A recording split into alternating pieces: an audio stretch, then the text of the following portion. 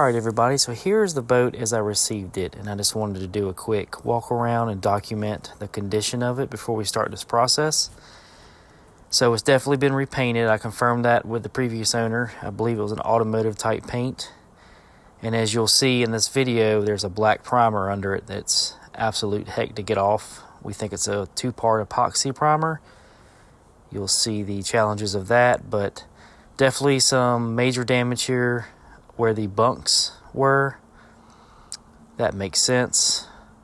All the major repairs, holes, and damaged rivets are right along these two lines where the bunks were sitting, so no surprise there. But a whole lot of small pitting, whole lot of JB Weld repairs.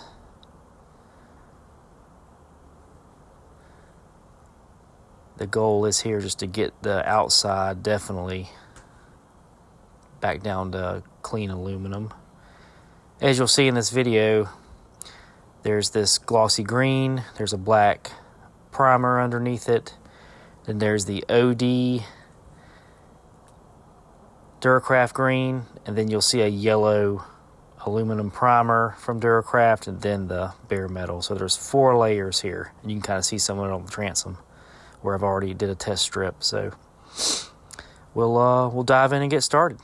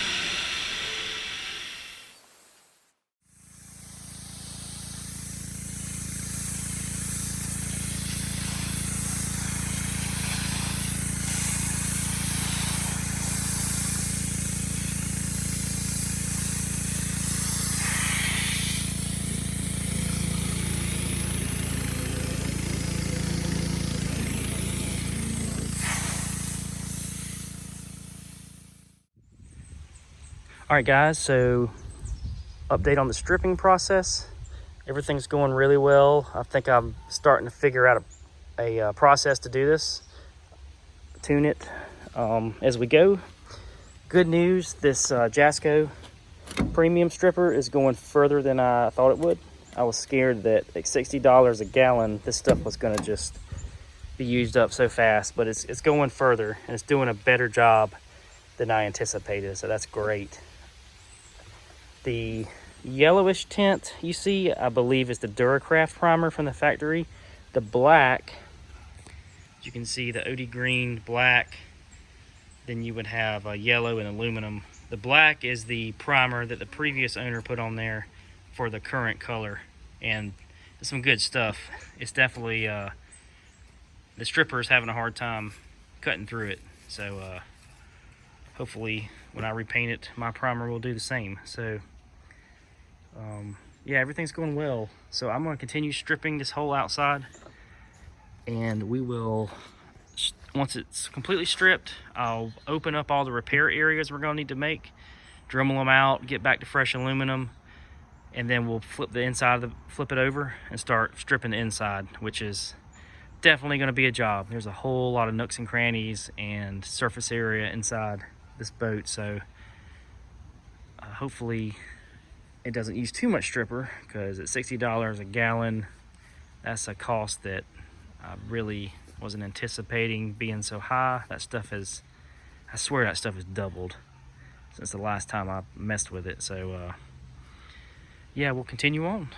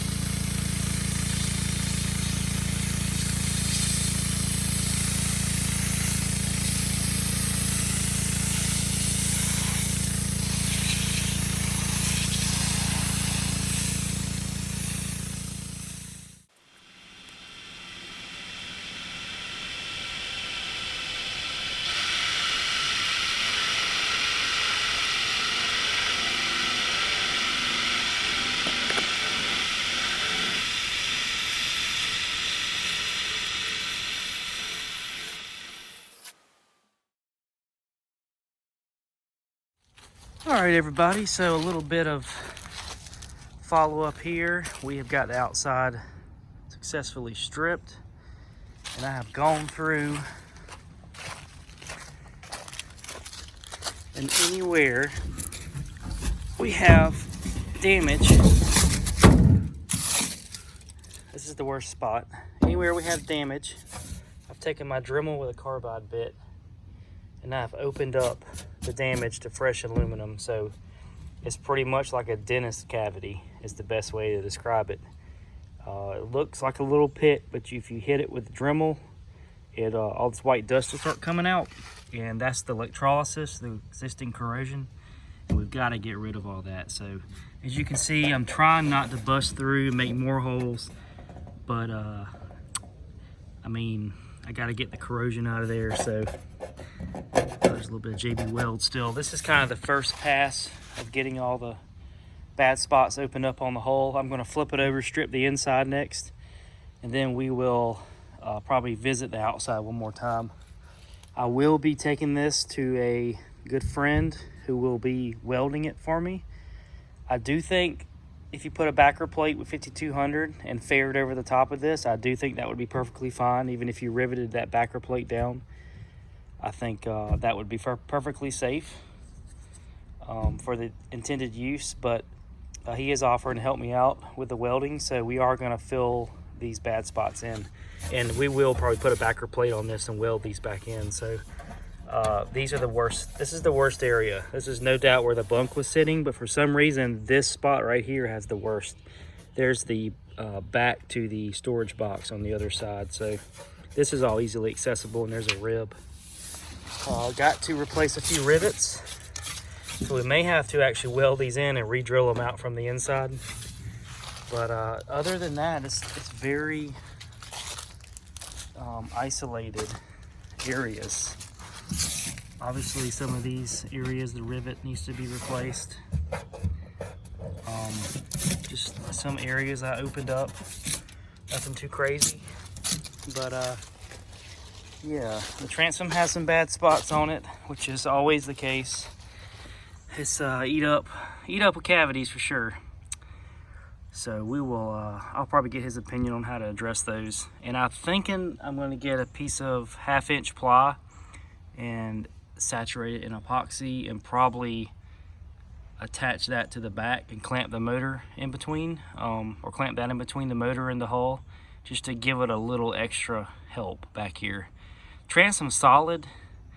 The aluminum is just distorted out in the center from where it was clamped for so long. But the transom is solid as a rock. You can jump on the motor and it just moves the whole boat. It doesn't flex. So a couple spots on the chines here and here. Those will need to be fixed. I opened those up with a Dremel. And then we have some areas that just need to be faired. Here's some pitting I went over with the Dremel just to get back to fresh aluminum. So next step, I'm getting a friend over here and we're gonna flip this boat. That's the little bunks I made temporary, or just to support it, because I'm gonna flip it and tilt it so it drains backwards, and then we're gonna work on stripping it, as well as attempting to do wet blasting with a homemade setup for a pressure washer, just to help alleviate so much labor on stripping the boat with wheels and scrapers, and cut down on the expensive stripper at $60 a gallon. So we're gonna give that a shot. And then when we flip it tonight, I'd also like to work on getting this dent out the best we can. It's probably not that noticeable when the boat is right side up and when it's finished, but it does bow up a little bit up here, so that's gonna affect. I wanna put a small little deck up here to mount some stuff, and I'd like to knock this back out, which I think is very doable. So we're gonna try that too. So yeah, we'll move on to the next step.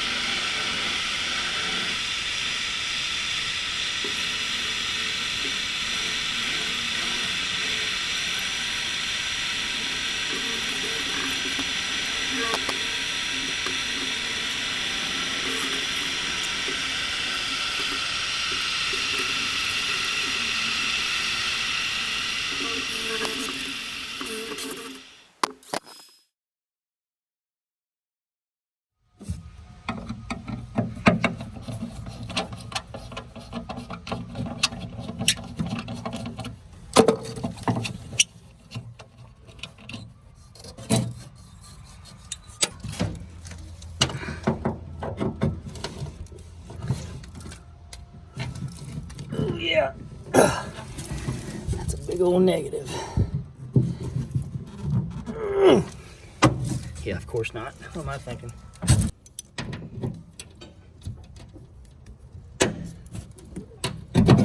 Well, I guess that one's staying. Gosh.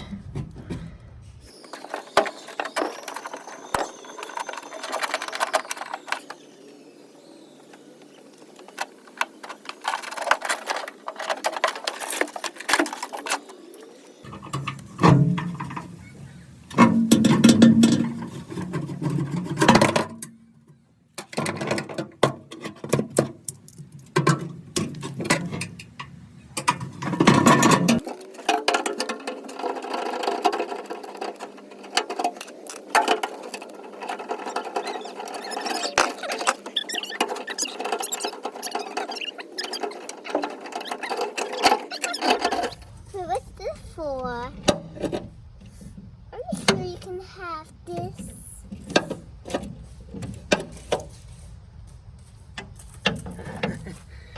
I can broke it Thank off. you. You helping me? And can I get my PJ story? Yeah. Okay, then help, Daddy, but can I help? Can I? Yeah. Dad, can I do this? Oh.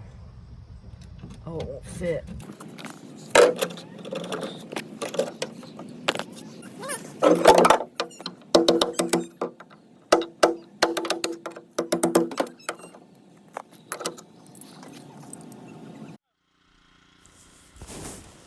Okay, so I only want to touch on this sandblaster just for a minute. And I mainly want to mention it because I want y'all to learn from my mistake. Now, I purchased this hoping it would alleviate a lot of the manual stripping on the inside, just from all the surface area, the nooks and crannies, and the cost of the stripper. But this thing ended up being more trouble than it was worth, and I probably could have bought 2 gallons of stripper from what I spent on this sandblaster and the stuff to go with it, like a couple bags of sand and some PPE, face shield, stuff like that. So basically it would not work for more than a minute or two without clogging up. And I had somebody on top of the deck feeding me sand. We tried different types of sand. It's very troublesome. Maybe the pressure washer wasn't powerful enough, but it's pretty respectable high PSI pressure washer. So as you can see, the boat is tilted up on its side. This is not just for convenience of doing the job. This thing loads an enormous amount of sand into the boat. I mean, I pressure washed the boat just with water for a long time to wash this sand out of here. So it made an enormous mess, and there's tons of sand in the yard now. So just something to keep in mind. I would not recommend it, at least for this application. But yeah, I'm just going to show a quick little clip here of time lapse of us pressure washing the boat with this DIY sandblaster. But we end up moving on to the mechanical methods of sanding pads and wire brush. So hopefully y'all can gain something from that. All right, so sandblasting complete.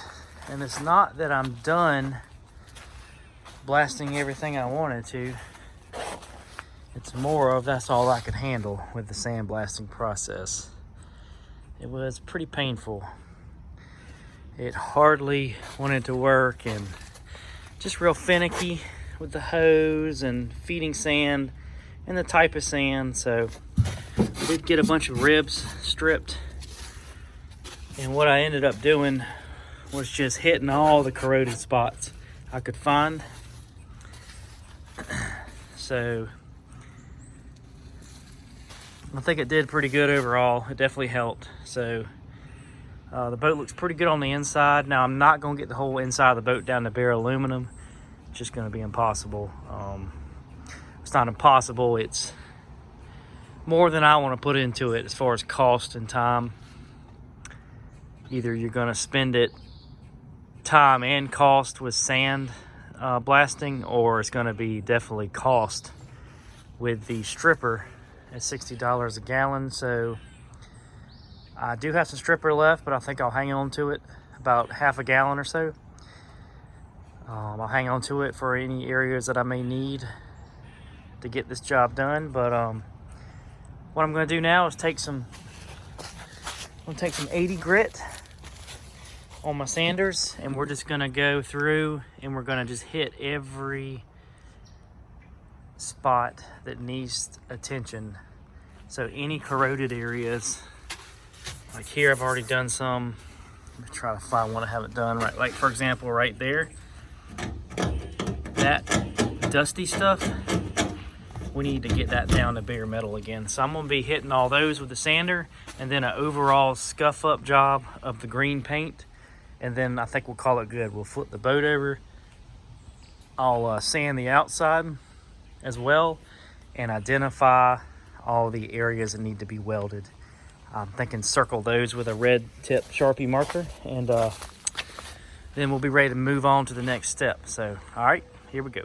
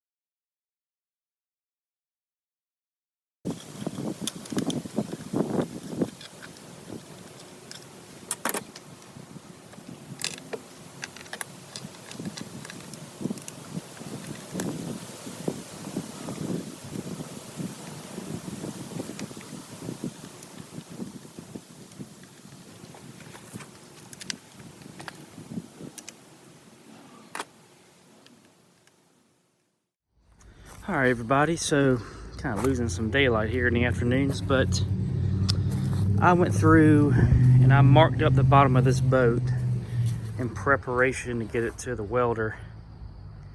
And this is just to make sure that we don't miss anything, because it would be a shame to get this boat up the road, do all that work to it, and then get home and find another spot. So anything that needs attention, I'm circling, and I'm gonna let him, he's the expert, determine what I just need to fix with some fairing compound and what he needs to weld. So obviously this is the worst spot, and some of these spots I've already drilled out, but I'm also finding some questionable spots. Now this is good, this is what I need to do There's some pitting, but I'm finding that just needs to be probably faired. That can probably just be faired. But I am finding, of course that's where the rivets were, I am finding some more holes here and there. But it's still not, I don't think it's really that bad, because it's just isolated areas. So this is a new one I found. When I sandblasted, I clearly blew out the bottom of this one. I missed it earlier. So that's a hole we just found. Some of these, like that, probably just needs to be faired, as well as that. Fair that. But I am noticing some, just I think 3 to 4 areas in this keel weld that has some corrosion, and I don't guess he'll bother welding that. That's probably something I can deal with. But some more fair spots. See, there's an actual hole underneath the rib, so there's a corrosion that probably needs to be ground out on the weld. So yeah, I don't think it's that bad. I think he'll burn through those pretty quick with the welder. The transom needs some work. It's all pocked up where I've opened up the spots. Still got a few more spots to open up here and there behind the where the handles were I removed. But yeah, so next step, I think we will do a little bit of work to the trailer, try to get this thing up the road, get it welded. All right guys, thanks for watching.